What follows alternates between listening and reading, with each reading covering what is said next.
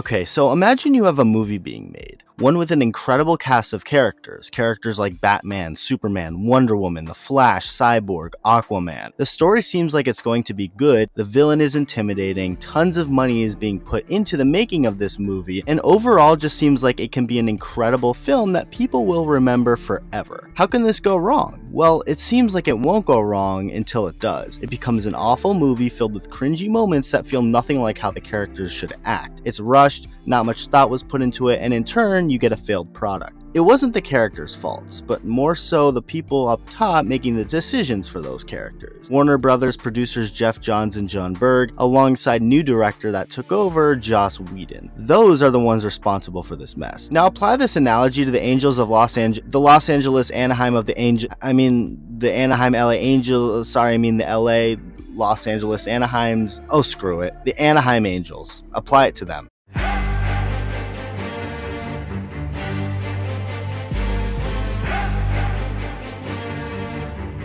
Before I get into this, I want to address something. The title of this video might make it seem like I'm hating on the Angels and that I feel they won't be competitive in our Lord's year of 2022, but that isn't the case. In fact, I really hope they do well and will be ecstatic if they do, but just like many others, I have my doubts. Doubts that I hope are proven wrong, but doubts nonetheless. The Anaheim Angels are a team that have the two most valuable players in all of baseball, and I really don't think that's up for debate. Sure, Jacob deGrom should be mentioned, along with others, but the two men over in the home of Disneyland are the best, as of right now. The Angels have Mike Trout, Shohei Otani, and one of the highest payrolls in all of baseball, yet they're one of the most disappointing and infuriating teams out there. So why is this? Let's go back to the earlier 2000s, and the Angels were actually one of the more consistently good teams in all of baseball. After making it to the postseason for the first time since 1986 and 2002, the Angels went all the way, taking down the Barry Bonds-led San Francisco Giants in 7 games, winning the franchise's first World Series title. Although they wouldn't get back to the World Series in the years to come, they were still a really solid team. Just 2 years after the championship in 2004, they'd make it back to the postseason, with their trip to October being cut short by the hands of the eventual World Series winning Boston Red Sox, but onward they went, winning 95 games the next year and beating the New York Yankees in the ALDS before falling to the eventual champion White Sox in 2005. 2007 featured another talented Angels team that would get swept by the Red Sox in the first round, a team that also went on to win it all. See a pattern here? Every team that ended their season post 2002 was a World Series winner. That trend ended in 2008, when none other than the Red Sox beat them again in the first round, a team that wound up losing to the Rays. The Angels finally got their way with Boston in 2009, sweeping them in the ALDS, only to fall to the eventual World Series winning New York Yankees. 2009 may have ended in heartbreaking fashion, but the most important thing to happen that year for the Angels was not anything that happened on the field, but rather what the front office did. With the 25th overall pick of the 2009 Major League Baseball draft, the Angels selected Mike Trout out of Millville High School in New Jersey. The Angels went on to finish under the 500 mark in 2010 with 80 wins, something they hadn't done since 2003. They'd improved by 6 games in 2011, but still miss out on October. Meanwhile, over in St. Louis, Albert Pujols had just helped the Cardinals to a World Series title, their second in 5 years. Pujols was looked at as the best hitter in baseball, and that's frankly because he was. He started off his career in 2001 and right away became a star, winning Rookie of the Year, getting named an All-Star, and placing just 4th in the MVP voting while hitting 37 home runs and driving in 130 runs in 161 games. That success only continued. During his 11-year tenure with the Cardinals, Albert Pujols never had a year with under 30 home runs, hit over 40 in 6 of those years, had an OPS over 1,000 in 8 of those years, won 3 MVP awards, 2 championships, 6 Silver Sluggers, won the batting title in 2003, only hit under 300 once with the team, with that one year coming in 2011 when he hit 299 and was undoubtedly going to get the bag in free agency. The Cardinals of course wanted to keep one of the greatest hitters ever, but we're going to have to compete with the Miami Marlins, who are just opening up their brand new ballpark and wanted to attract new fans, and the Anaheim Angels. The Angels won the bidding war, inking Pujols to a 10-year deal worth over $250 million.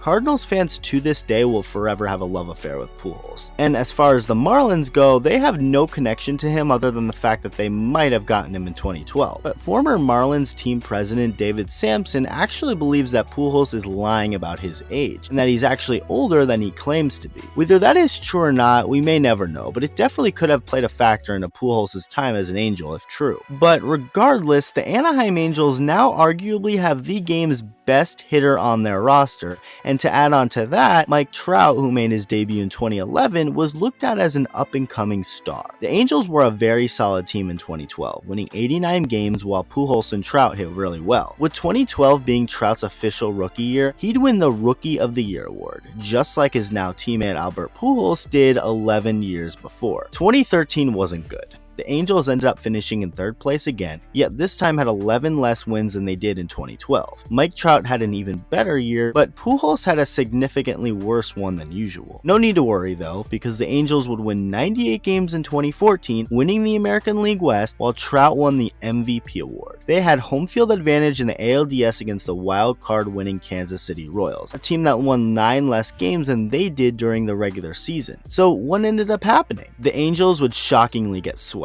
One and done. Trout's MVP caliber year wasn't enough in 2015, as the Angels finished just a game back of the postseason, and into irrelevance they would go. The Angels won just 74 games in 2016, finishing in 4th place, 80 games the next, and in came Shohei Otani, Japanese phenom who was going to try and bring his two-way baseball career into the major leagues, and he did, but would end up dealing with arm injuries, which led to Tommy John. After winning just 80 games again in 2018, longtime manager Mike Scioscia would step down while the team brought in Brad Ausmus, and the Angels proceeded to get worse. They'd win 72 games in 2019, finishing in 4th place with Ausmus getting canned after just one season, and in came former Rays and Cubs manager Joe Maddon to try and right the ship. The shortened 2020 season wasn't good for Anaheim, finishing in 4th yet again. With Mike Trout being out for most of the season, Shohei Otani completely took over in 2021. He was finally pitching again at full health, throwing over 130 innings with a 3.18 ERA while striking out 156 hitters. And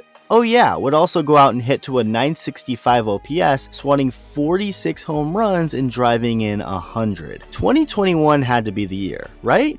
Nope. 77 wins and a 4th place finish for the Angels, missing the postseason for the 7th consecutive year. With all the talent and money that they have, how is that possible? Let me explain. While I've went through the last several years of the Angels franchise, notice how there's a certain someone I haven't talked about. Albert Pujols, the $250 million man, someone who was looked at as baseball's best hitter at the time of the contract. Well, he completely fell off the face of the earth. Pujols, like I said, did have a solid 2012 season, his first with the Angels. After that, had an OPS under 800 every single season, including a couple of years where he had an OPS in the 600s. As the years progressed, Pujols pretty much added no value to the team, with it getting to the point where they outright released him in 2021. The problem with the Angels, just like the analogy I mentioned in the beginning of this video, has nothing to do with the players or cast of characters on the field. It's all from up top. They haven't figured out what they're doing. The Angels, at least recently, haven't prioritized pitching. Each year they miss out on October, the more the front office feels the need to go out and get a big bat. It started with Albert Pujols before 2012, then Josh Hamilton before 2013, trading for Justin Upton in 2017 before signing Anthony Rendon after 2019. All of those contracts have pretty much been a disaster. Albert Pujols progressively regressed in an Angels uniform the moment after he signed his contract, later getting released. Hamilton was not good in an Angels uniform, got hurt, had a relapse into his drug addiction, resulting in Anaheim trading him back to where he was before in Texas with the Rangers.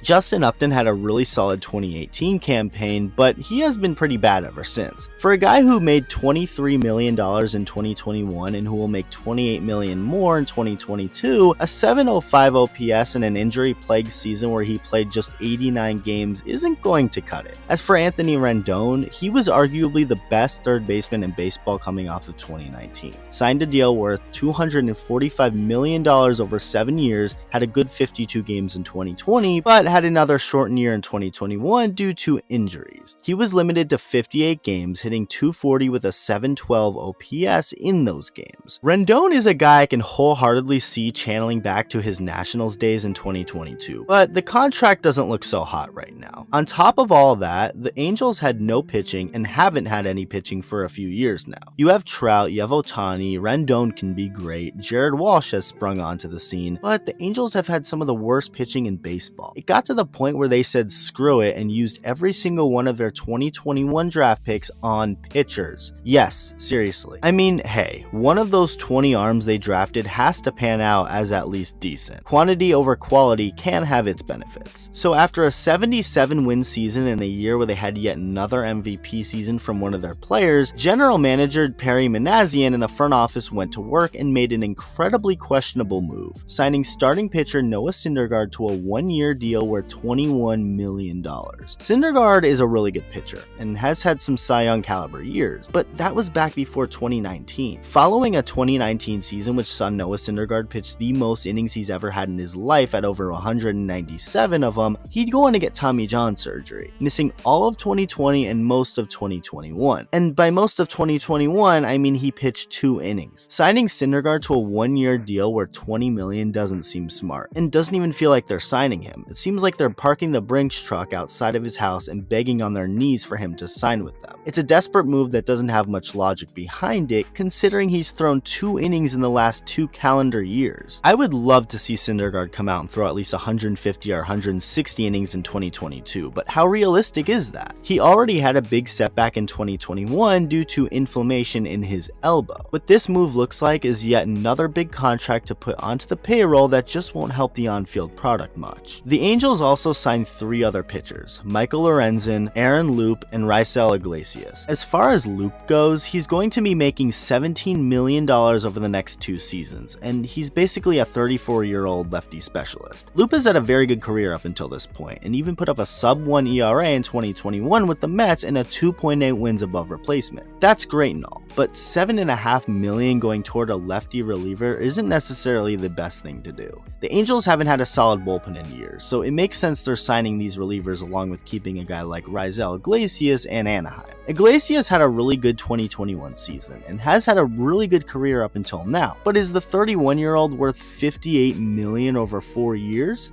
Time will tell, I guess. The Tampa Bay Rays' 2 best relievers in 2021 just made over $2.5 million combined, and that team won 100 games. I'm not saying the Angels need to just simply operate like the Rays, because it's clearly not that easy, but throwing money at players isn't the right move. It may work here and there with certain guys, but isn't going to translate to long-term success. The Anaheim Angels have Mike Trout and Shohei Otani, yet are a total mess, and there's no denying that. I, and countless others, want to see those 2 play meaningful baseball so bad, and hopefully it can happen in 2022. But as of right now, that's incredibly up in the air, and it looks like the Angels could very well be headed toward their 8th straight year without October baseball.